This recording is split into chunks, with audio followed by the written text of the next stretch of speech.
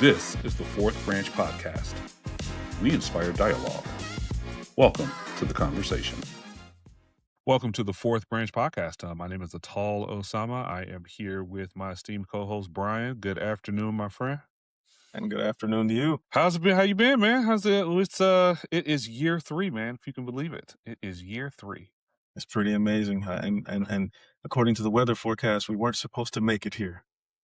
Yeah. There's a lot of ice storms and You survived winter tsunami bombs or whatever they were calling it. We survived, though. Yeah. We are really, really excited. I do want to take a note just to kind of reflect on the journey that you and I have been on, really humble beginnings, man, from where we started a couple of years ago. The really positive feedback that we've gotten so far and the participation that we've gotten so far. I just want to take a moment to thank everybody who's contributed in whatever format you have to the Fourth Branch Podcast. It really, really means a lot. We've got some great things in store for this year and beyond, and excited to have you guys on this journey with us. So with that said, let's go ahead and get going today. And our topic today is that your idea? And that's a question that we're going to pose and unpack. And if you're listening to this podcast today, just ask yourself, pick whatever your position may be about any topic. What's the genesis? What is driving you to hold the thoughts of the positions that you have? And we may challenge you a little bit, but that's kind of the idea. Really want to try to get you thinking about why do you think or do you hold a position that you may? What do you think, Brian? How does that sound for an opening, man? Does that work? I think it is very fitting for the times and very recent events. I think there's been some have said, hey, I'm really glad certain things have happened because now I can see who's who and where people stand. And what I think is, I don't even think people are sure where they stand.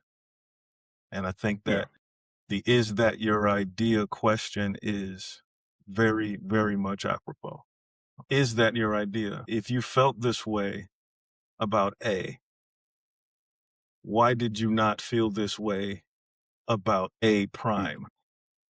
Right. Yeah, Really? I didn't want to call it B. It's A prime. When the same exact thing happened, why did you not feel that you were okay to see it the same way the second time it happened? Is it truly what you concluded was the right thing, or were you influenced by things outside of yourself? Yeah. And for taking obvious examples, we were talking about the recent events going on in Minnesota and the horrific loss of life that has taken place there, particularly at the hands of the federal agents. And if we can distill that down, again, not that it's a perfect parallel, but to compare the Kyle Rittenhouse example with the most recent example in Minnesota. His name is escaping me, and I feel awful because I can't think of his name right now. The gentleman who Last name may be Pretty or Preddy, Mr. Preddy. Yes. So if you compare and contrast those two, when the Rittenhouse example took place, you had two camps. So you had one camp that was completely appalled that someone would bring a loaded weapon to a chaotic scene such as that. And then you had a camp that argued that it was his right to do so.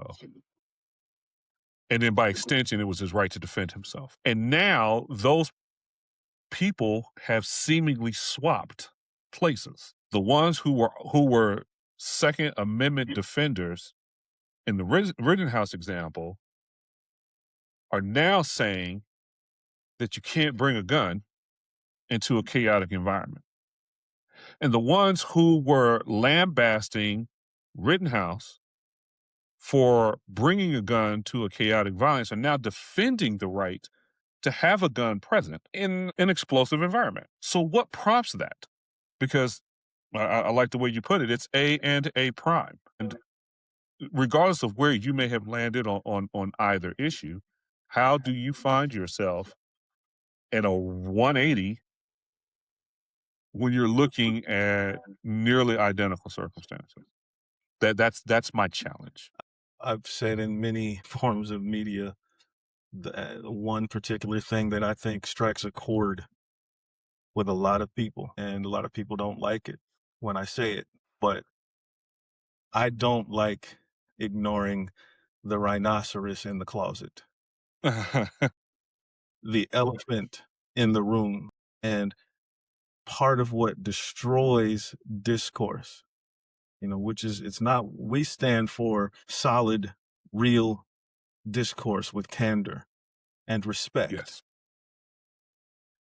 You can't have that if certain topics or certain things are taboo to say, Right. because then, again, kind of true to this episode, whose idea is it then? Who shapes what comes out of your mouth? And the reason that these two things, and everyone with 3 or 4 good working brain cells in this country that is over the age of 18, period, should know that not the only, but a large factor and an unmissable dividing line between who switched their opinions Mhm. is based on bigotry. To not speak that is to do a disservice to the entire discussion. Bigotry is an obvious dividing line, as the people that were killed make a difference. The circumstances under which they were killed makes a difference. People Right. who are behind law enforcement, no matter what, even if they are not really actually trained law enforcement, they tend to fall in one camp. And let me be clear about this. That camp, as we've all seen, is not 100% based on skin color. Oh, no. Oh, It is no. Oh, based yeah. on ideology. Yes. And Yes. this is why the people that ICE has claimed to be going after have a large faction of people who actually participate in or have a vested interest in not liking what ICE is doing. Yeah. You have a large percentage of Latin American people that are participating right alongside and within ICE. Cheer for them to this day. We have to mention and note that bigotry is a part of it, because it is such a huge elephant in the room. Yeah, I think it's almost impossible not to acknowledge the tenor behind what's motivating these decisions at a federal level. Now, and let me say at the outset, um, this is not a discussion around policy, at least not on my part, right? I'm not I don't take any issue with someone establishing policy.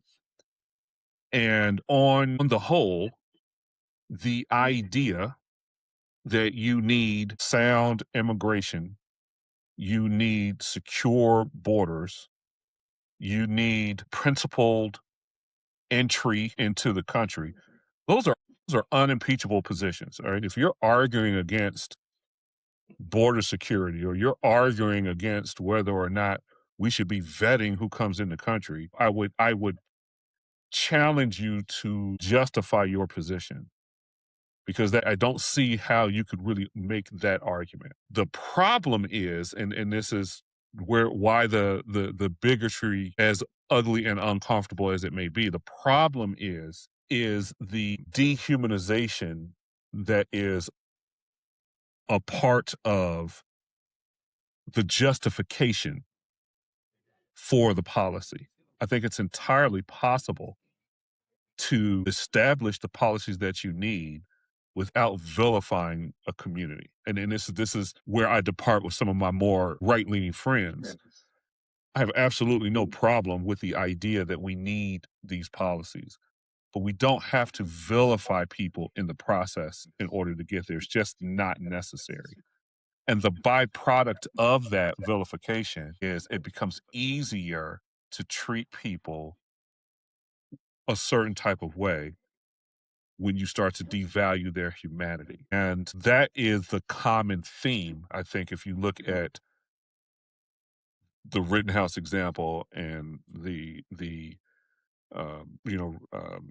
Renee and Alex in Minnesota, that this notion that someone can somehow earn a summary execution on the street, that you can earn that somehow in America is what's concerning. If you violate the law, we have a mechanism to address your violation of the law. At no point should it devolve into summarial shootings in the street by federal agents. That's the part that's most concerning to me, or by law enforcement. Period.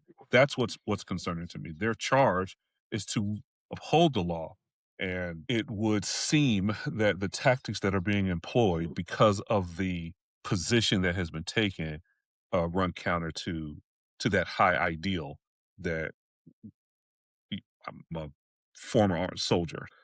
It means something to me in the nature of the mission and the why behind you doing what you're doing. And that's what I would want to call into question, and why I think that bigotry point, which is so often understated, is really worth exploration. It's a tool. It's a very effective tool, and it has been used against that's the reason I use bigotry and I don't say racism, Right. because to me those 2 things have a world of difference. Bigotry has been used against people who were white that worked a lot out in the sun, that were in the Midwestern areas, and they got a derogatory nickname from it, Hmm. from the people who found it divisive, who found it functional to separate them out as a different type of people. Um, we have been trained programmatically to see Middle Eastern people and Arabs as terrorists. And it's very interesting side note that you see the evolution of society and how it works through programming by tuning in to a show with Idris Elba called Yeah. Hijack. And if you Hijack. watch the Yeah. first 2 episodes, you see how they are beginning to change the narrative and almost forget the last 25 years. 20 years. Yeah. But I digress. Yeah. I Bigotry, caught that too. oh, it's Yeah. amazing, and other Yeah. very not so subtle, once you understand them, programmatic things and themes that are Hmm. in there that are just smacking you in the face the entire time you watch the first 2 episodes. But anyway, I don't wanna make an advertising for it. I wanna make it into an educational thing when you watch it. Look for the things that might be programming you. Is it your Yeah. idea? But it's used as a tool. It's used as bigotry is used as a very effective tool, and as you said, the dehumanization is necessary, and it helps to bolster all of the divisions that are in our society right now. Divisions that put us into fractions that are smaller than we had even during the civil rights movement. I mean, then it was pretty clear that you had this side and that side. Now there are just it's faction upon faction upon faction. And to all my younger viewers, I wonder where factions came into this. Can you be factionless? What is happening right now will affect everybody. I think I've said this since 2023. I think we've said this since 2023. What is happening now will eventually impact everyone. I have heard black people in social media say, "Look, this is not our fight. Stay out of this." Yeah. And though I understand the emotional point of saying, the idea of who was there for us, but if you believe that idea, then you're ignoring a lot of real history. Who was there for us? Well, a whole lot of white people were there for us. A whole lot of people from all kinds of different ethnic backgrounds were Yeah. there No. for us. No. No. Nobody wants to have that discussion, though. Right. No one wants to You have that know. because we're in the time Nobody. of division and stand for yourself, because the people that would love to smash us all understand we're easier to smash in separate groups. Yeah, it is. It's just it's hard to put that level of nuance into a Facebook post. So Yes. because as you can't, you elect to simplify things to align with an established narrative. Mm. Now, maybe in a future episode we can have a conversation about the business of division, right? And how division is profitable and why it might be supported or purported. But that could be a conversation for another day.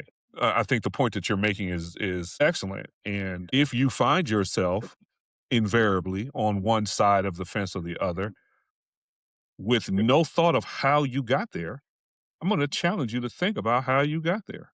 Why is this your position? Why is that?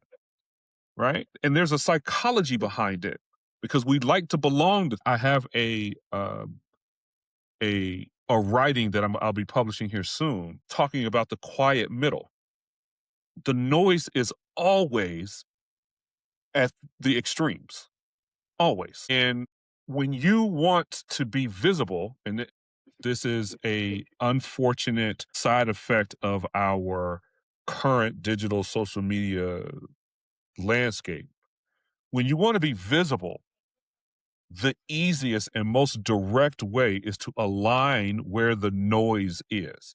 So people who would otherwise be pragmatic and civil find themselves at the extremes because they want to align with the visible noise so that they can be visible as well. And I've noticed this as a pattern with more and more regularity, which is why I love the idea that we're asking today. And I hope that we can maybe push back against that a little bit and say, hey, I mean, do you really think that somebody who snuck over the border trying to eat should be shot? I mean, do you really believe that?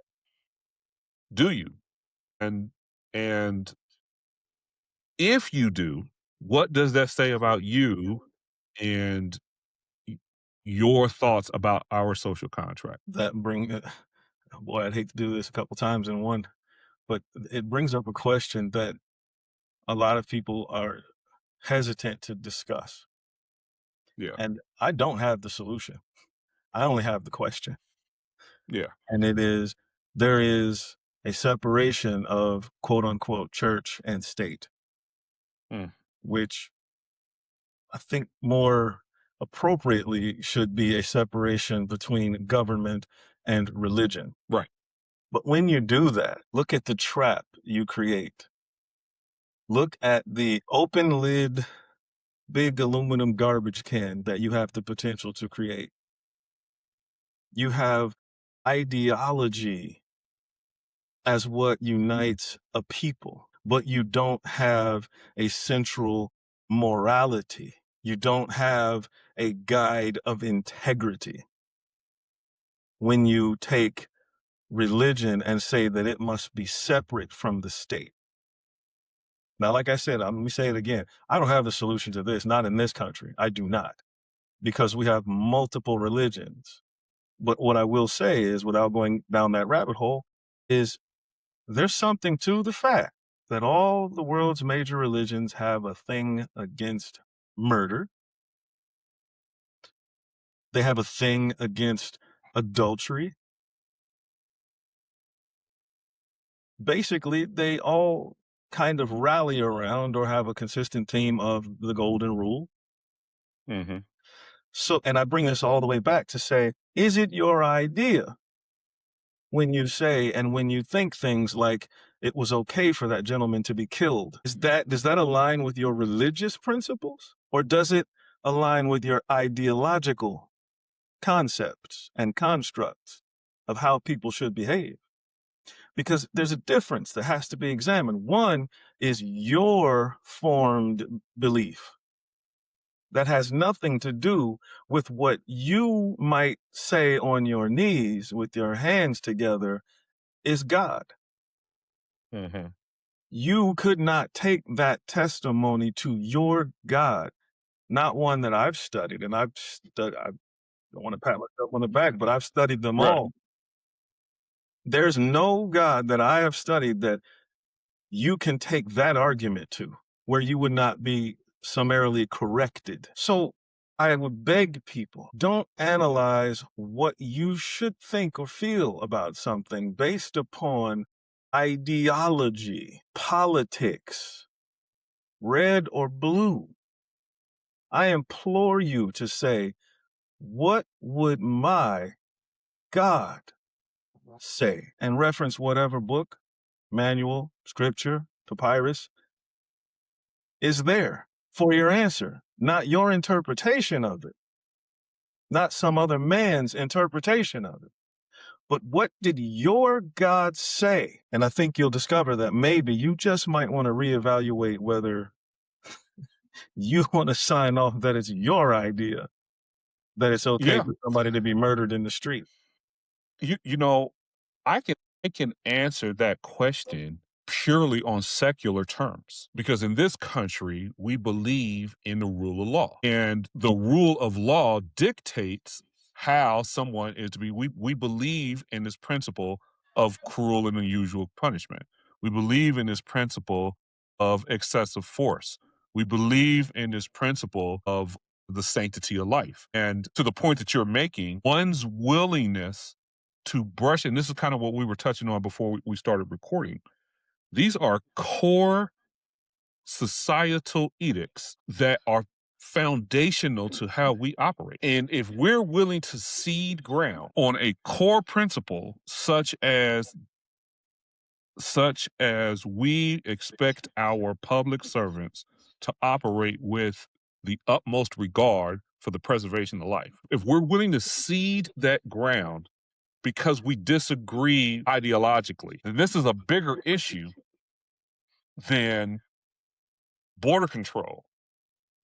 It's a bigger issue than your political arguments.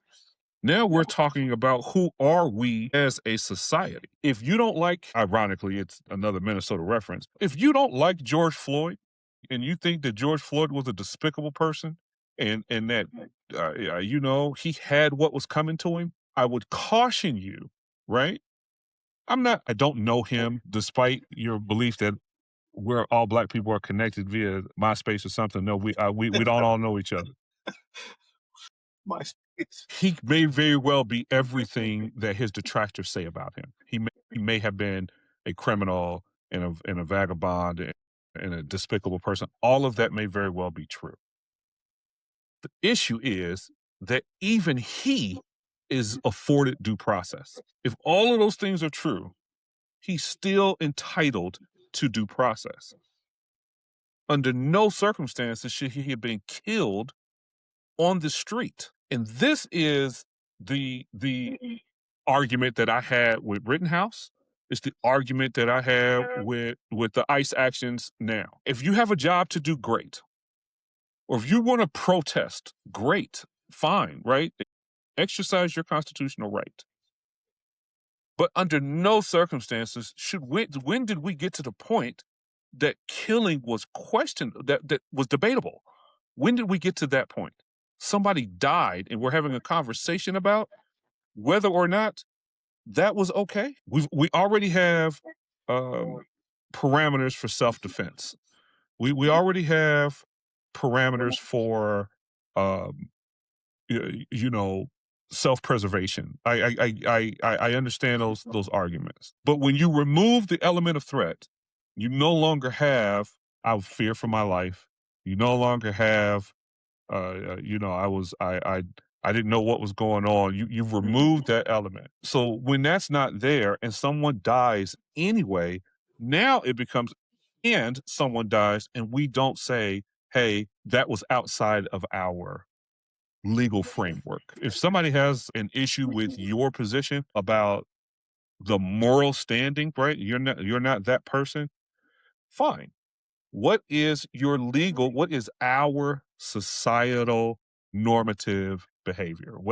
How have we agreed to behave?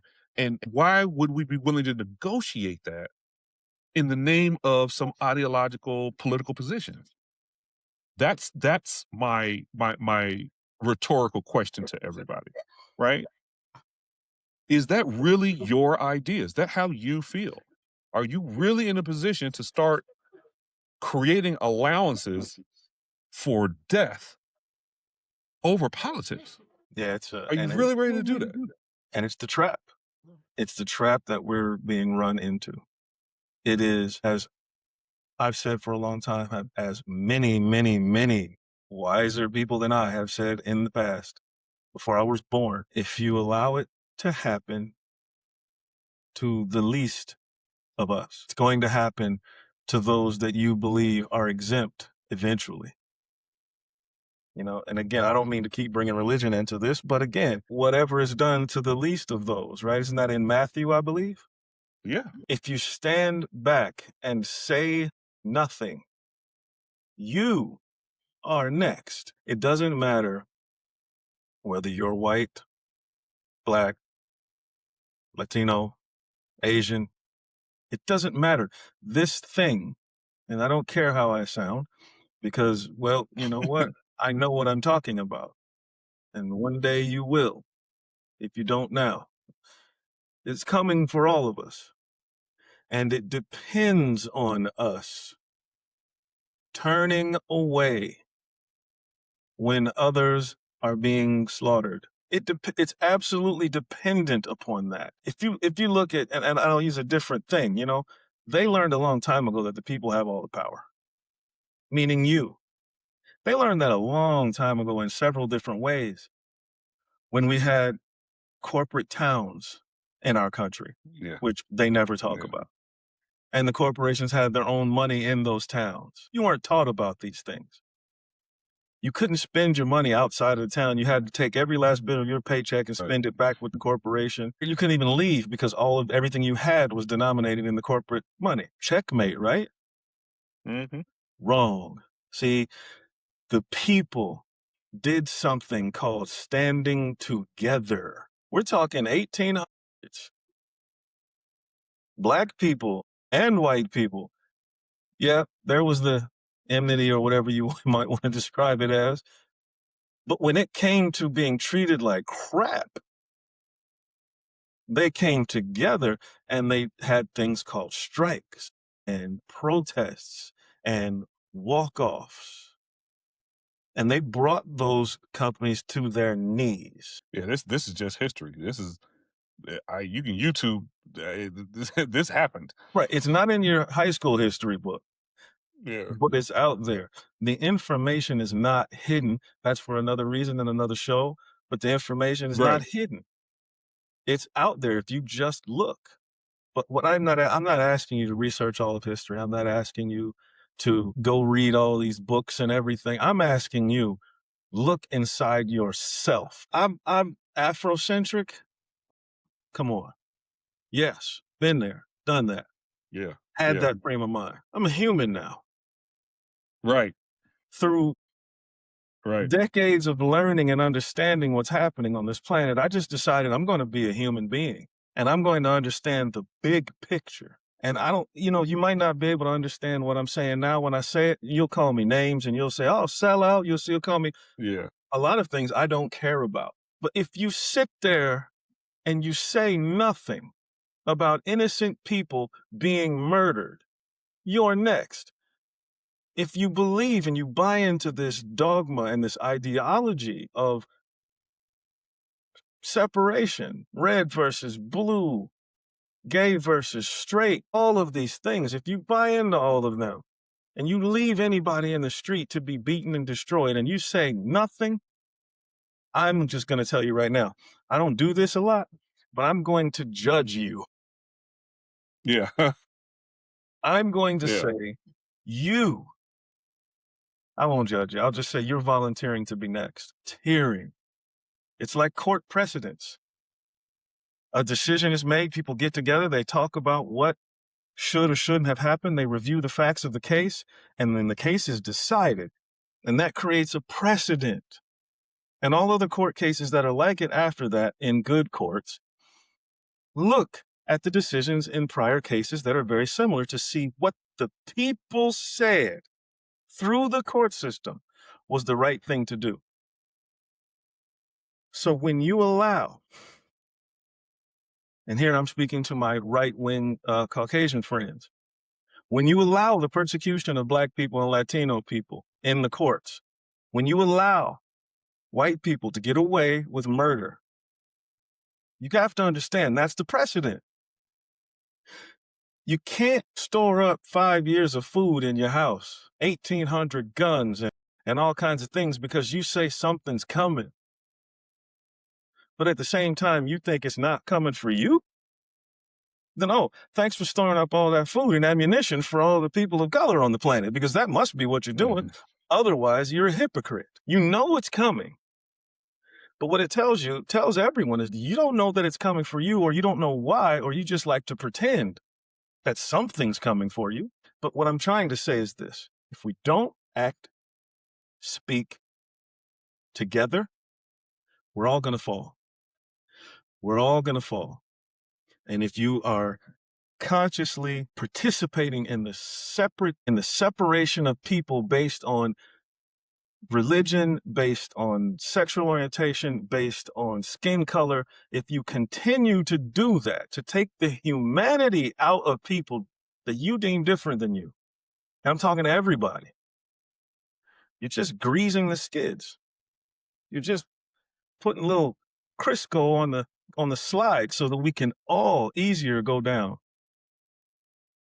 I'm sorry, I feel like I'm preaching here. I know I took my share of heat for lamenting the murder of Charlie Kirk. And the heat that I took gladly was around this idea that how could I speak for someone who spoke so ill against me? That's the crux of the argument. And my retort was always the same. We're talking about somebody that was shot in the neck. What does his position on anything have to do with the fact that he was shot in the neck? I thought we had agreed as a group that we're not going to shoot each other in the neck. That was my understanding. We're not supposed to be doing that. Now it's negotiable because you don't like him. And I believe strongly that it is possible to uphold our principles in one area. Both things can be true at the same time. We can uphold our principles in one area and another, even if it's around a person that we might differ with otherwise. I don't think that we should live in a place where we can't lament somebody being killed because that person represents an ideological divide. This is what is concerning me. I'm sure you know this quote. There's a famous quote from World War II. Martin, I can't remember his last name. They came for the socialists, and I didn't speak out because I was not a socialist. And they came for the trade unionists. I didn't speak out because I wasn't a trade unionist. Then they came for the Jews, and then they came for me, but no one was left to speak for me. Right? I'm paraphrasing, but that's the basis of the quote, right? And that's the point that I think you are making, that this is not about winning points for your ideology, your I I I don't wanna belittle it, right? There are meaningful discussions to be had about any number of policies and positions, and I don't wanna take that away. But never, in my humble opinion, never at the expense of life, never. What are we talking about here? You are a progressive, and Charlie Kirk said horrific things, and so because he said horrific things, you can't acknowledge that he should not have been shot, that you fully support the ICE mission, and these individuals were in objection. So because of that, you can't lament the fact that of the loss of life? Is that really you? Is that you? Or are you adopting a position so that you can feel like you belong to something larger than yourself? Therein lies the sociological problem. We love, and people, please think about this. The innate want or need to belong to a larger group was for safety. Mhm. So think about it. Someone is making you think that you are more safe Let's get into it. by decreasing the size of your group, by ignoring anyone in another group. Someone is making you think that you're alone. You're a part of a group already. You just don't recognize who's in this group with you. And now you're looking to the margins, to the extremists, because they're vocal and because they have to be. They're on the extreme. And it's something to identify and align yourself with. And you don't realize that you already have brethren right next door. Right next door. And, it's almost like people turn it off when you say Martin Luther King said, because it's almost become, just something Cliche. people say. Yeah. He made the point. There are poor white people that are just as poor black people, but they don't like each other. They won't support each other, and they believe awful things about each other, even if they've never met. Now, how does that happen? Yeah. Was it really their idea? Was it really your idea Yeah. to think the things that you think about other people? As Mr. Osama said earlier, what makes you think that somebody else deserves it? Right. Was that really your idea? Do you want to claim that you emotionally, mentally, spiritually came to that conclusion? Or is it time for you to admit something to save your own soul if you believe you have Yeah. one? Is it time for you to admit you've been manipulated? Isn't that not a worthy thing? Is that not a something you do when you're a big person? Is it really that taboo for you to just admit you might be wrong long enough to understand the simple principle that allegiance should not overtake your morality? Right. Because if it does in any case, let me be clear, in any one case, if allegiance overtakes your morality, then you have neither, really. Mm. You don't have allegiance to anything but yourself, and you don't have any real morality because you will sacrifice one for the other. Hey, everyone. It's Ataul again. I want to take a moment to thank you for spending your time with us here at the Fourth Branch Podcast. If you believe, as we do, that every voice should find value in the arena of public discourse, you can learn more about us at the fourthbranchpodcast.com. That's with the numeric 4. There, you'll find ways to engage as a listener, a commenter, or contributor if that's something that you're interested in. We're also available wherever you connect on social media and your favorite podcast platforms. Thanks again for being here. Let's continue. I'm sorry, I think I just judged people. Yeah. uh, But yeah. We got to change the name of the episode. Yeah. to judgmental Brian, right, right. Oh, man. But I'm just trying to bring a little bit of levity to this, because there's so Yeah. much gravity. Is it your idea? I and again, we'll have a chance to unpack this later. If you extrapolate that thought forward, right? Let's Yeah. say that you find yourself in a position where you have been subject to some sort of programming. Let's just assume that for a moment, right? So now that you are here, what are your options? Do you have any agency beyond that point, or are you hopelessly subservient to the conditioning that has been presented to you? And the reason that these kinds of discussions are important is because once you have awareness, you are now empowered. You can now recognize the difference between an earnest opinion and a programmed talking point. You can now parse the difference between useful um, signaling. And it's powerful because what you'll find is the person on the other side of the trench, they don't want to get shot either. On the other side of the trench, they don't want to deal with crime either. They want to be able to afford food too. They are worried about health care also. They've got concerns about the quality of water as well. And where you thought you needed to go in order to find belonging is not as far as you may think. Now, we can have debates and discussions about how to address these things, but whether or not it's an issue, or whether or not that is more of an issue than these two guys who decided to get married and live together, like, which one of those is really more an issue in your daily life? If you are willing to explore the option that maybe your sources of information are less about empowering you with decision making ability and more about shepherding you into a specific ideology or frame of thought, well, you might find yourself in a position where that you can start making some decisions that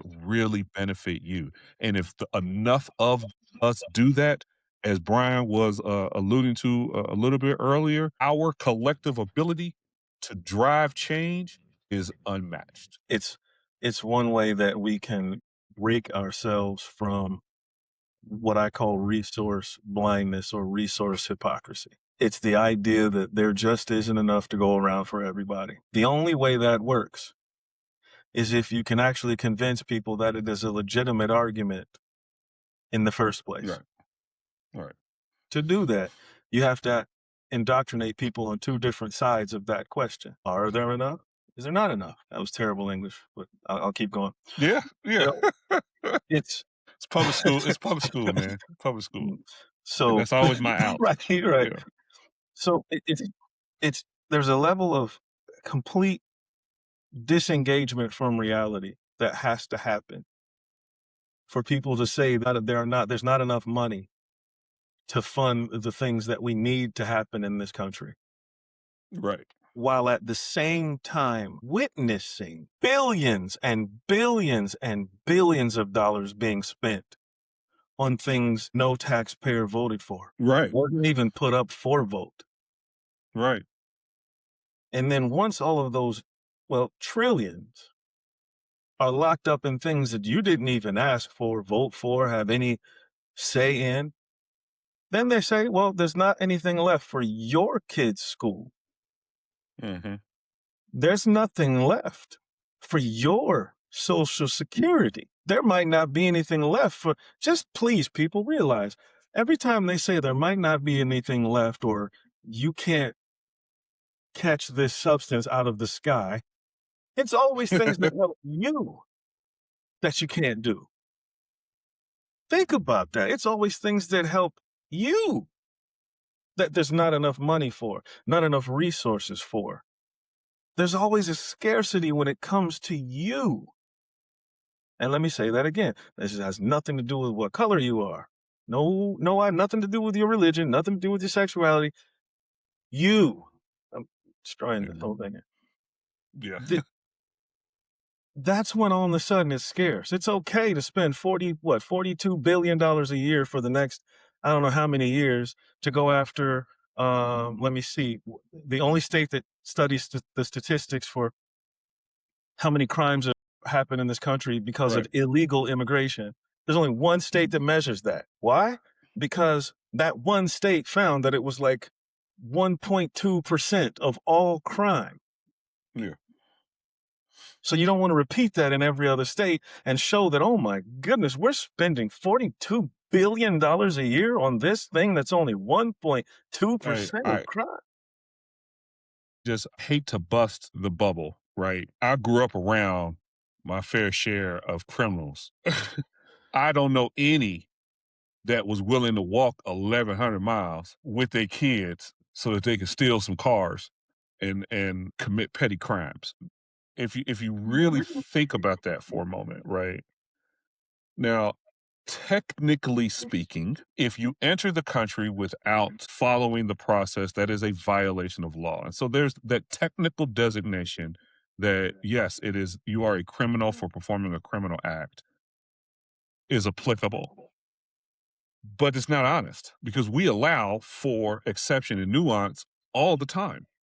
Technically speaking, if an abused woman shoots her abuser in the back of the head while he's asleep, technically that's murder. but we allow for the circumstance and the nuance, and she was under duress and this, and we allow for that under the situation and circumstances.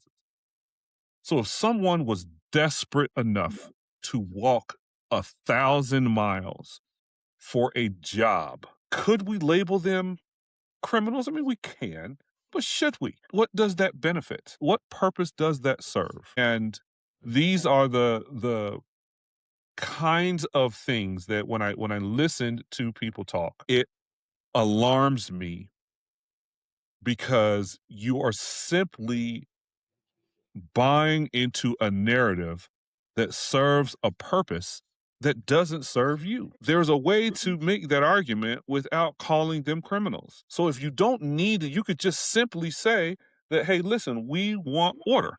I'm sure you have a good reason for coming here, but we want order. That's all you really need to say. So what's the benefit of vilifying them on top of it? What is the benefit of that? Who does that benefit? What does that allow for? I It's think the those same thing.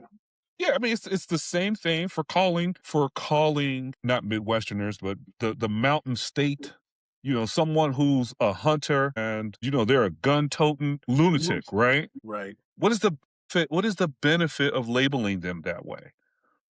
Why can't you just say that as a matter of public safety, we want to make sure that there aren't as many guns in circulation? Why can't we say that? Why do we have to say that this person who is an avid gun collector and lives in the mountains of Montana, and why is this person now some type of crazed person? What benefit is that to label them that way? And if we can get to the point to where we're starting to ask and answer those kinds of questions, imagine the progress we can make. I'm almost speechless at this point. It's because it's so, it's like they say, when you see it, you can't unsee it, and you see it all the time, and it becomes more and more clear the longer you see it. Yeah. And I just ask people, start looking, start asking every question that he just said. Start asking. Honestly, look at yourself in the mirror. Who are you? What do you I hear people say things about people in other countries. I'll go to this one of the silliest things I ever heard in my life, but people grabbed onto it and it was just widespread. They hate us because of our freedom. The leader of our No, they don't. country uttered that statement. No. Anybody who says that hasn't been anywhere. They haven't been anywhere. They have not been anywhere. You haven't been anywhere. If and I use that very loosely, there are countries of people out there who might not look on quote unquote America so highly. Trust me, people. I'm talking to the people. They're not talking about you. Right. Get down off of that. Your horse, okay, has the strongest ankles ever because its legs are at least 20 feet tall. Right.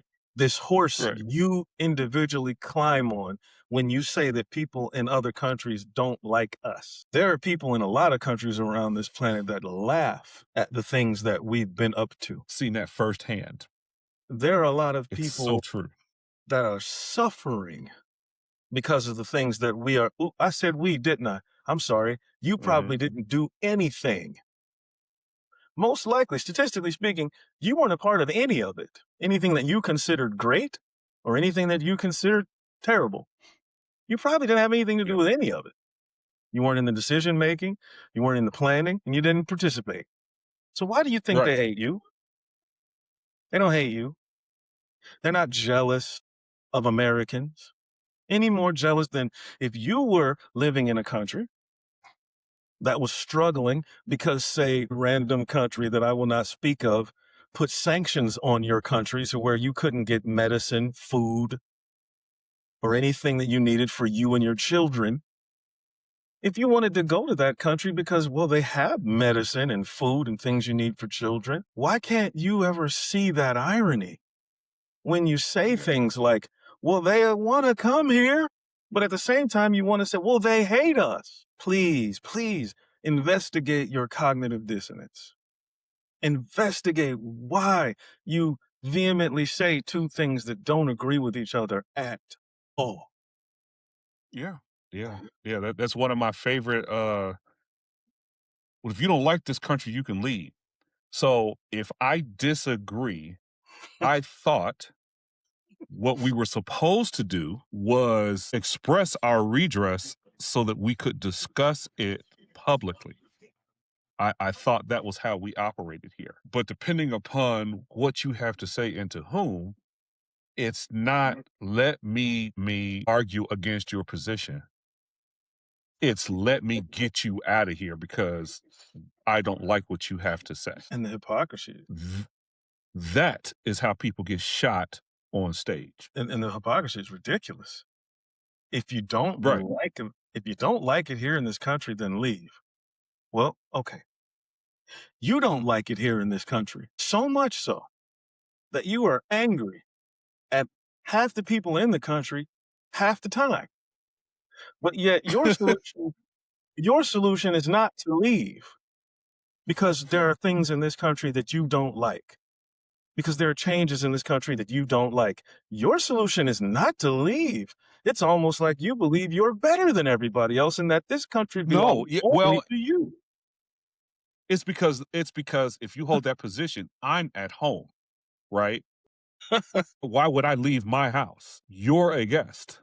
Precisely. So if you don't like my house, then you can leave. And that's the subtext behind that. Oh, I even say it's the bright, shining, star-studded statement that's being made, and I'm just making sure that all of them understand that that is why their horse has their heads in the clouds. It Yeah. is arrogant, ridiculous idea that people that don't agree with you can leave. That's like me coming to your house and saying, "I don't know why you have Campbell's SpaghettiOs on your closet. Get out of here." Right. Right. Get out of here. Right. Campbell's. Right. Or why Soup is don't you have SpaghettiOs? right. It's amazing. Soup is good food. You're eating ramen. That's not American. Yeah. Right. It is out of Yeah. touch with reality. And I'm not making fun of you. I'm not pointing at you and I'm not judging you. I make the joke earlier. I'm not judging you. I'm saying, think about it. Have the humility. Turn to whoever you call God and say, is this who I am? Is this who I should be? Is this what I should stand for? What do I stand for? That's all I'm asking. And you can, as I've said in many circles, do it or don't. But I've told Yeah. you that's what you should do. We're at our hour, man. If want to start to kind of wind our discussion down, and I want to take a moment right here. If you have been listening to the Fourth Branch podcast, again, thank you so much. I want to invite you not just to passively listen, but to actively participate. If you would like to come and have a discussion with Brian and I, we would absolutely love to have you. If you just have a point that you'd like to make, we have Fourth Branch notes, which are tailor made for you to just share your opinion and your views. If you would prefer written versus speaking, we have Fourth Branch Dispatch, and we'd love to have your thoughts be a part of the conversation. Please visit us at thefourthbranchpodcast.com with the numeric 4. I would love to hear from you. Please be a part of the conversation. Brian, let me get you to share some closing thoughts, and then we'll go ahead and wrap this up, man. I guess in closing, what I would say is just it's a recommendation to anyone and every. Know thyself. Who are you? Is this a performance? Is everything you do performative? And if so, who are you performing for? Hmm. And in so doing, who are you helping? Who are you hurting? What's your impact on this planet, on this world? If you've been able to travel the world and have fun and see things, that's great. A lot of people have not been able to do so. What have you done with the ability to do that traveling? What have you learned about other people from other places? if you have not had the fortune of going around the world and seeing other people, what have you believed that other people have told you about them that just might not be true? And if those things weren't true, how could it impact what you think about those people? Because again, it all comes back to you. It'll all come back. Clean up your mind, and you clean up the world. The beauty of our society is you don't even have to go that far. You can talk if you are from the North and you've never been down South, you can talk to someone from a Southern state to gain some perspective. Or you can visit a Southern state to gain some perspective. Same thing if you're a West Coast and never been on the East Coast. If you are a Dodger fan and you've never really talked to a Yankee fan, that exchange is valuable and empowering. And I can't endorse what Brian said enough earlier. Is it really you? What you're saying, what you post, is it really you? Are these your ideas? Thank you guys so much for listening. Again, my name is Ataul Osama. My co-host Brian Henderson. We'll talk to you guys again soon. The Fourth Branch Podcast is an independent production of Osama Business Group LLC. Thank you for listening.